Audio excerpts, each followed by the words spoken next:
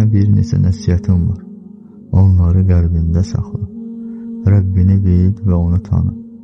Bil ki, aləmləri yoxdan yaradan, hər şey hikmətlə yaradan və bənzər olmayan uca Rəbdir. Nemət verən odur, alan da odur, qoruyan da odur. Buna görə də qəlbini yalnız ona bağla, yalnız ondan kömək istə. Heç vaxt özünü kibirli aparma. Kibir insanı məğlub edər, qəlbini kör edər, insanların önündə səni alçaldar, izzətdən salar. Hər zaman təvəzzükar ol. Çünki təvəzzükarlıq insanı ucaldar. Bil ki, insanın dəyəri malı ilə deyil, təqvası və gözəl əxlaqı ilə ölçülür. Allahla aranı hər zaman düz tut. Onu gizlində, aşkarda unutma. Namazına, zikrinə və dualarına diqqət et. Çünki qul Rəbbinə yaxın olduqca qəlbi rahatlıq tapar, həyatı bərəkətli olar.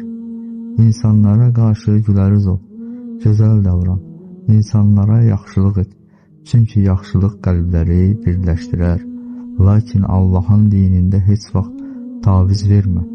İnsanların razılığını qazanmaq üçün Rəbbinin qəzəbini qazanma.